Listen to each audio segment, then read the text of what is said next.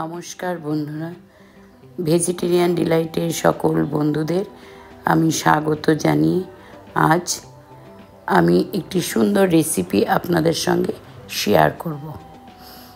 রেসিপিটি হচ্ছে মাশরুম রেজালা। মাশরুমের নানান ভেজিটেরিয়ান ডিলাইটের সকল বন্ধুদের আমি স্বাগত জানাচ্ছি। আপনাদের অসংখ্য ধন্যবাদ। আপনাদের কিপ সাপোর্টিং এবং পাশে থাকার জন্য আমি অনেকটা দূরে এগিয়ে আসতে পেরেছি। এর জন্য আপনাদের আরও একবার অসংখ্য ধন্যবাদ। এভাবেই আপনারা আমার সঙ্গে থাকবেন, পাশে থাকবেন। নিত্য নতুন ভিডিও আমি আপনাদের সঙ্গে শেয়ার করতে থাকব, আপনারা এনজয় করতে থাকবেন। Thank you so much. Thank you all of you, all vegetarian ডিলাইটের সমস্ত দর্শক বন্ধুদের আমি আরও একবার থ্যাংক ইউ। আপনারা ভালো থাকবেন, সুস্থ থাকবেন। Thank you. ভিডিও আপনাদের সঙ্গে শেয়ার করব, আপনারা সেটা দেখতে থাকুন, এনজয় করুন। Thank you so much. হ্যাঁ, তো চলুন আসুন, আমি এখন স্টার্ট করছি ভিডিও। আপনারা সঙ্গে থাকুন, দেখতে থাকুন। আমি এই মাশরুম নেব, বাটন মাশরুম, আর একটা ক্যাপসিকাম মিডিয়াম সাইজের সঙ্গে নিয়েছি প্রায় 100 গ্রাম পরিমাণের মটরশুঁটি। তো প্রথমে আমি ক্যাপসিকামটাকে ধুয়ে ভালো করে পরিষ্কার করে কেটে নেব পিস পিস করে। তারপর মাশরুমটাকেও ভালো করে ধুয়ে পরিষ্কার করে একটু নুন আর হলুদ দিয়ে গরম জল করে সামান্য 5-10 মিনিটের জন্য বয়েল করে তারপর আবার ধুয়ে ছেঁকে নেব। হ্যাঁ, তারপর আমি কি মশলা এখানে ব্যবহার করব সেটা আপনাদেরকে বলছি। এখানে করব হচ্ছে 1 চামচ চারমগজ, কাজু বাদাম, পোস্ত 1 চামচ দিয়ে সুন্দর করে একটা পেস্ট তৈরি করে নেব। দেব 4টে কাঁচা লঙ্কা, 1/2 ইঞ্চি আদা, একটা ছোট টমেটোকে গ্রেট করে নেব, আর 2 চামচ টক দইকে ফেটিয়ে নেব। আর গুঁড়ো মশলা হিসাবে দিব শুকনো ড্রাই স্পাইসেস, সেটা হলো 1/2 টিস্পুন হলুদ, 1/2 টিস্পুন লাল লঙ্কার গুঁড়ো, 1/2 টিস্পুন জিরে গুঁড়ো, আর 1/2 টিস্পুন ধনে গুঁড়ো। ব্যাস, এই আমার মশলা। আর দেব হচ্ছে ঘি আর গরম মশলা। এটা অবশ্যই আমি রান্না করতে করতে আপনাদের শেষে বলে দেব। সমস্ত গুঁড়ো মশলাকে আমি একটা বাটিতে নিয়ে সামান্য আর একটু জল দিয়ে এটাকে একটু গুলে রেখে দেব। এইভাবে যদি গুঁড়ো মশলাটা একটু জলে ভিজিয়ে ব্যবহার করা হয় তাহলে তরকারির রঙটাও খুব সুন্দর হয় এবং দেখতেও ভালো লাগে। এখন আমি কি করব, টমেটো, কাঁচা লঙ্কা, আদাকে গ্রেট করে নেব, নিয়ে একটা পেস্ট করে আমি রেখে দেব। এদিকে আমার মাশরুমটাও বয়েল হয়ে গেছে, এটাকে আমি তুলে ভালো করে ধুয়ে জল ঝরিয়ে রেখে দেব। তারপর কি করব, আমি কড়াইটা পরিষ্কার করে গ্যাসে বসিয়ে একটু গরম করে এখানে দেব সাদা তেল, 2 চামচ পরিমাণ সাদা তেল দিব। দিয়ে তেলটা গরম হওয়া পর্যন্ত আমি কি করব, গরম হওয়ার পরে একটু নুন হলুদ দিয়ে মাশরুমটাকে ভেজে তুলে নেব।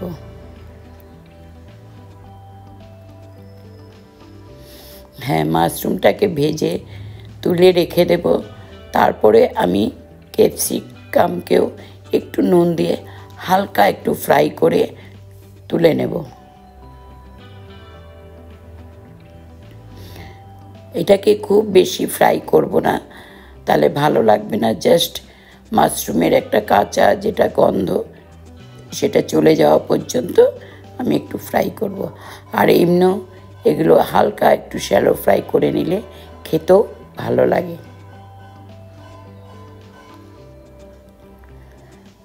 এখন আমি কি করব, এই ক্যাপসিকামটাকেও তুলে নেব। তুলে এখানে দেব আমি 1 টেবিল স্পুন পরিমাণের ঘি কড়াইতে দেব। দিয়ে দেব সাদা একটু জিরে দেব, শাহি জিরে হাফ টিস্পুন দেব, সামান্য পরিমাণের হিং দিয়ে ভালো করে একটু নাড়াচাড়া করব। করে তারপরে টমেটো, আদা, কাঁচা লঙ্কা যে পেস্টটা তৈরি করে রেখেছিলাম সেই পেস্টটা এটার মধ্যে ঢেলে দেব। দিয়ে পেস্টটাকে একটু ভালো করে নাড়তে থাকব। পেস্টটাকে একটু ভালো করে নাড়ব। যখন দেখব যে আদা এবং কাঁচা লঙ্কার যে গন্ধটা একটু চলে গেছে, টমেটোর কাঁচা গন্ধটা, তখন গুলে রাখা শুকনো যে মশলা সেটাকেও আমি এখানের মধ্যে দিয়ে দেব। দিয়ে আবারও কিছুক্ষণ নাড়তে থাকব। তারপর আমি এখানে দেব হচ্ছে যে চারমগজ, কাজু, পোস্তর পেস্ট করে রেখেছিলাম সেই পেস্টটা আমি এখানে ঢেলে আর গ্রাইন্ডারের মধ্যে একটু জল দিয়ে সেটাও কড়াইতে ঢেলে দেব। দিয়ে আবারও কিছুক্ষণ নাড়ব। তারপর আমি 2 টেবিল স্পুন টক দই এখানে নিয়ে একটু ফেটিয়ে রেখে সেই দইটাও ঢেলে দেব। দেব হাফ টিস্পুন চিনি, দিয়ে দেব সামান্য একটু পরিমাণের নুন, দিয়ে তারপরে দিয়ে দেব মটরশুঁটি।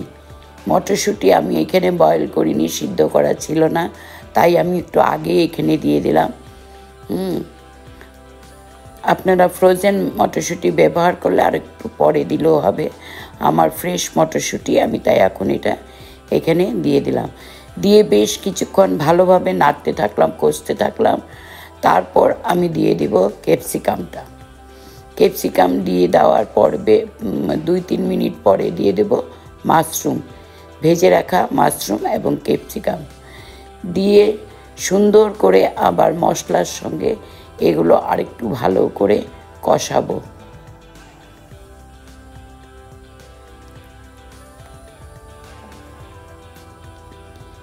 হ্যাঁ, এরকম ভালো করে কষাতে থাকবো থেকে তারপর আমি এখানে খুব বেশি জল ইউজ করব না, কেন এটা একটু মাখো মাখো গ্রেভি টাইপের হবে, তো এরকমই এটা খেতে ভালো লাগে।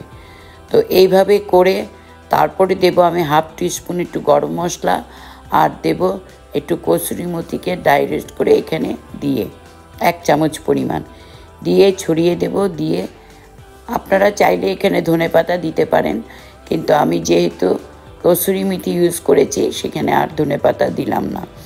তো যাই হোক, এটা এখন আমার নেড়ে চেড়ে 5 মিনিট স্ট্যান্ডিং টাইমে রেখে তারপর আমি একটা বাটিতে এটা তুলে নেব।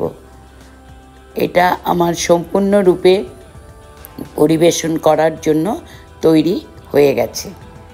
হ্যাঁ, তো দেখলেন বন্ধুরা আমি এই মাশরুম রেজালাটা কিভাবে তৈরি করলাম। আপনারাও নিশ্চয়ই করেন, কিন্তু আমি কিভাবে তৈরি করেছি। তো আশা করব আপনারা পুরো ভিডিওর সঙ্গে আমার ছিলেন।